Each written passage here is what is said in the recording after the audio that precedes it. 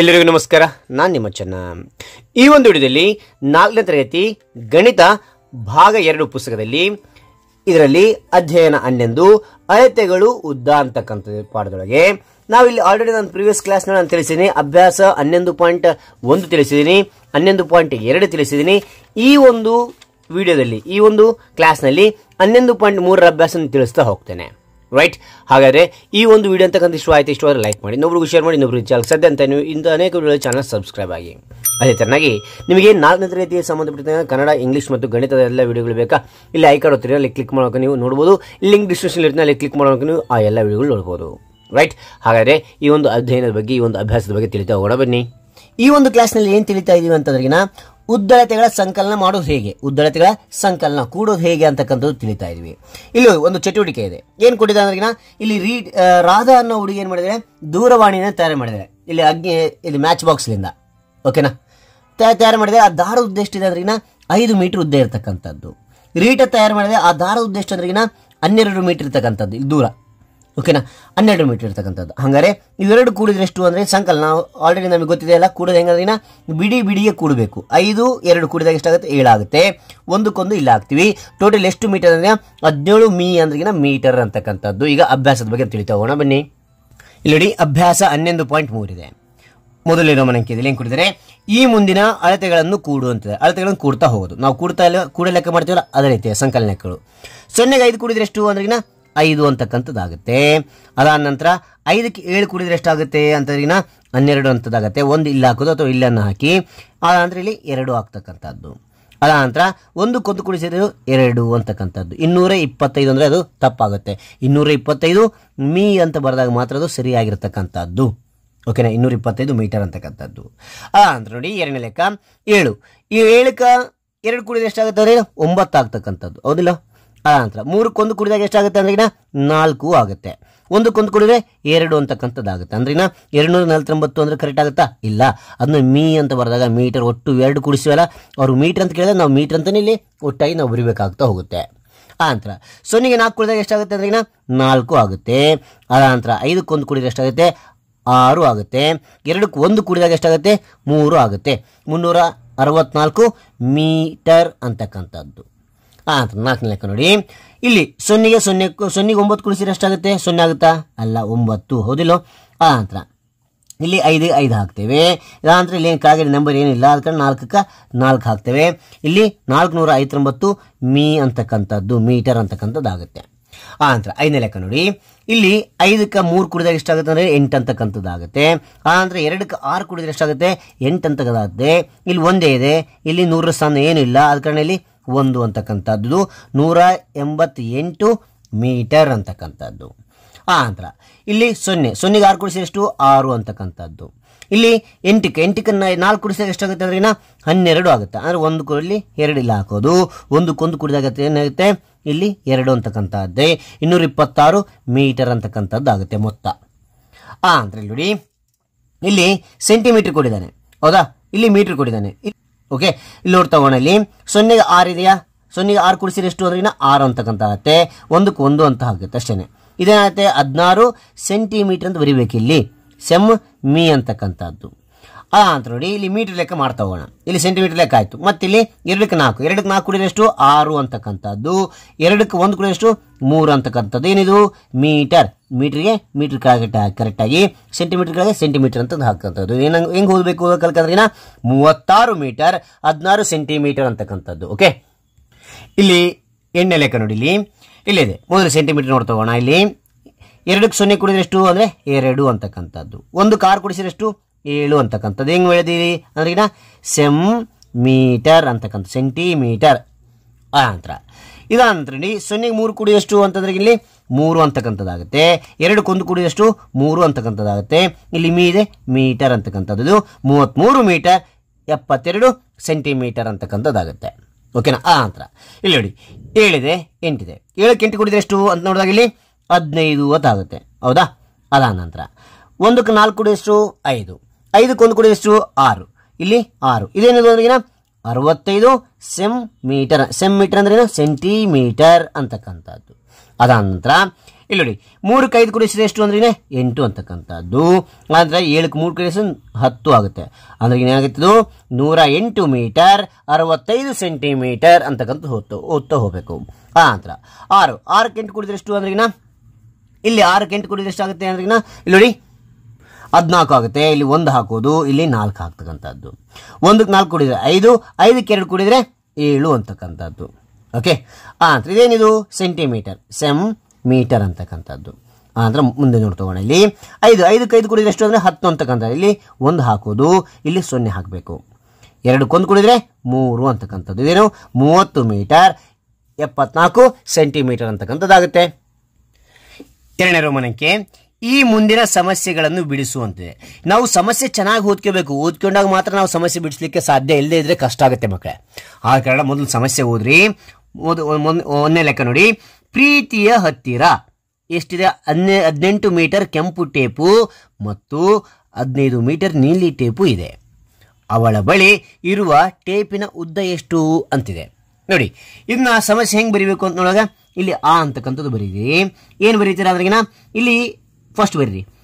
ಪ್ರೀತಿಯ ಹತ್ತಿರ ಇರುವ ಎಷ್ಟು ಇರುವ ಕೆಂಪು ಟೇಪು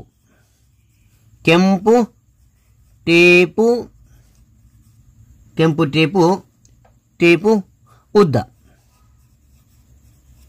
ನೋಡಿ, ಪ್ರೀತಿ ಹತ್ತಿರ ಕೆಂಪು ಟೇಪಿನ ಉದ್ದ ಎಷ್ಟಿದೆ ನೋಡೋಣ. ಇಲ್ಲಿ ಅದ್ರ ಉದ್ದ 18 ಮೀಟರ್ ಅಂತಕ್ಕಂಥದ್ದು. ಹೌದಾ, 18 ಮೀಟರ್ ಇದೆ. ಅನಂತರ ಕೆಂಪು ಟೇಪ್ ಆಯಿತು. ಅನಂತರ 15 ಮೀಟರ್ ನೀಲ್ ಟೇಪ್ ಇದೆ. ಇಲ್ಲಿ ಬರೀಬೇಕು. ಅಂತ ಬರೆದು ಬರ್ಕೋರಿ. ಅನಂತರ ಪ್ರೀತಿಯ ಹತ್ತಿರ ಇರುವ ನೀಲಿ ಟೇಪು ಉದ್ದ. ಹೌದಾ, ಎಷ್ಟಿದೆ ಅಂದ್ರೆ 15 ಮೀಟರ್ ಅಂತಕ್ಕಂಥದ್ದು. ಇದನ್ನ ನಾವೇನ್ ಮಾಡಬೇಕು? ಇವೆರಡನ್ನ ಕೂಡಿಸ್ಬೇಕು. ಆ ನಂತರ ದೇರ್ ಫೋರ್, ಓಕೆನಾ, ಏನಂತೇಳಿ, ಅವಳ ಬಳಿ ಇರುವ ಒಟ್ಟು ಟೇಪಿನ ಉದ್ದ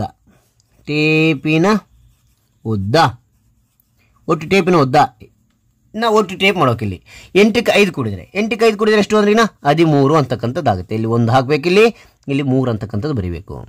1ಕ್ಕೆ 1 ಕೂಡಿದ್ರೆ 2 ಆಗುತ್ತೆ. 2ಕ್ಕೆ 1 ಕೂಡಿದ್ರೆ 3 ಅಂತಕ್ಕಂಥದ್ದಾಗುತ್ತೆ. ಅಂದ್ರೆ ಇದು ಕೊಟ್ಟು 33 ಅಂದ್ರೆ ಕರೆಕ್ಟಾ? ಇಲ್ಲ, 33 ಮೀಟರ್ ಅಂತಕ್ಕಂಥದ್ದು ಬರೀಬೇಕು. ಒಳ್ಳೆತ್ತೆ ಎಷ್ಟಿದೆ? ಕೆಂಪು ಟೇಪು ಮತ್ತು ನೀಲಿ ಟೇಪ್ ಎರಡು ಕಲಿಸಿ ಎಷ್ಟಾಗುತ್ತಾ? 30 ಮೀಟರ್ ಉದ್ದ ಇದೆ ಅಂತ ನಾವು ಕಂಡುಹಿಡಿದ್ವಿ. ಹೌದಾ? ಅಂದ್ರ 2ನೇ ಲೆಕ್ಕ ನೋಡಿ. ಇಲ್ಲಿ ಆಜಾದ್ 800 ಮೀಟರ್ ದೂರವನ್ನು ರಿಕ್ಷಾದಲ್ಲೂ ಹಾಗೂ 50 ಮೀಟರ್ ದೂರವನ್ನು ಕಾಲ್ನಡಿಗೆಯಲ್ಲಿ ಕ್ರಮಿಸಿ ಶಾಲೆಗೆ ತಲುಪುತ್ತಾನೆ. ರಿಕ್ಷಾದಾಗ 800 ಮೀಟರ್ ರಿಕ್ಷಾದಾಗ ಹೋಗುತ್ತಾನಂತೆ. ಅನಂತರ 50 ಮೀಟರ್ ದೂರವನ್ನು ಹೆಂಗ ನಡ್ಕೊಂಡು ಹೋಗ್ತಾನೆ 50 ಮೀಟರ್. ಹಾಗಾದ್ರೆ ಎಲ್ಲ ಕೂಡಿಸಿದ್ರೆ ಎಷ್ಟು ಮೀಟರ್ ದೂರ ಹೋದ ಅವನು ಅಂತಕ್ಕಂಥದ್ದು ಕೇಳಿದ್ದಾರೆ. ಇಲ್ಲಿ ನಾವು ಬರೀಬೇಕು ಇಲ್ಲಿ ಆಜಾದ್ ರಿಕ್ಷಾದಲ್ಲಿ ಕ್ರಮಿಸಿದ ದೂರ ಎಷ್ಟು ಕ್ರಮಿಸಿದ ದೂರ ಅಂತಂದ್ರೆ ನೋಡಿ, ಇಲ್ಲಿ ಕೊಟ್ಟಿದ್ದಾರೆ. ಎಷ್ಟು ಕೊಟ್ಟಿದ್ದಾರೆ? 800 ಮೀಟರ್ ಅಂತಕ್ಕಂಥದ್ದು. ಇಲ್ಲಿ ನಾವು ಕರೆಕ್ಟಾಗಿ ಇಲ್ಲಿ 800 ಮೀಟರ್ ಅಂತಕ್ಕಂಥದ್ದು ಬರೀರಿ. ಅದಾದ ನಂತರ ಆ ರಿಕ್ಷಾ ಏನ್ ಮಾಡಿದ? 50 ಮೀಟರ್ ದೂರ ಹೋದ. ಆಜಾದ್ ಕಾಲ್ನಡಿಗೆಯಲ್ಲಿ ಕ್ರಮಿಸಿದ ದೂರ. ಆ ಕಾಲ್ನಡಿಗೆಯಲ್ಲಿ ಎಷ್ಟಂದ್ರೆ 50 ಮೀಟರ್ ಹೋದ. ಇಲ್ಲಿ ಕರೆಕ್ಟ್ ಬಿಡಿ ಬರ್ಕೋರಿ. 10 ಸ್ಥಾನದೊಳಗೆ 10 ಬರ್ಕೋರಿ. ಇಲ್ಲಿ ಮೀಟರ್ ಅಂತಕ್ಕಂಥದ್ದು ಬರ್ರಿ. ಆನಂತರ ಈ ಅಂತ ಬರ್ದು ದೇರ್ ಫೋರ್. ಆದ ಕಾರಣ ಅವನು ಕ್ರಮಿಸಿದ ಒಟ್ಟು ದೂರ ಅಂತ ಬರ್ದಾಗ ಇದು ನಾವೇನ್ ಮಾಡೋಕಿದ್ನ ಕೂಡ್ಬೇಕಾಗುತ್ತೆ. ಹೌದಾ? ಆನಂತರ 0ಗೆ 0 ಕೂಡಿದ್ರೆ 0 ಅಂತಕ್ಕಂಥದ್ದು. 0ಗೆ 5 ಕೂಡಿದ್ರೆ 5 ಅಂತಕ್ಕಂಥದ್ದು. 8ಗೆ 8 ಇಲ್ಲಿ ಏನಿಲ್ಲ ಸ್ಥಾನ. ಆದ ಕಾರಣ ಇಲ್ಲಿ 850 ಅಂದ್ರೆ ಕರೆಕ್ಟ್ ಆಗುತ್ತಾ? ಇಲ್ಲ, 850 ಮೀಟರ್ ಅಂದಾಗ ಅದು ಕರೆಕ್ಟ್ ಆಗಿರ್ತಕ್ಕಂಥ ಲೆಕ್ಕ ಆಗುತ್ತೆ. ಓಕೆ, ಇಲ್ಲಿ 3ನೇ ಲೆಕ್ಕ ನೋಡಿ. ಮೇರಿಯ ಹತ್ತಿರ 10 ಮೀಟರ್ ಬಿಳಿ ದಾರ ಮತ್ತು 18 ಮೀಟರ್ 40 ಸೆಂಟಿಮೀಟರ್ ಕಪ್ಪು ದಾರ ಇದೆ.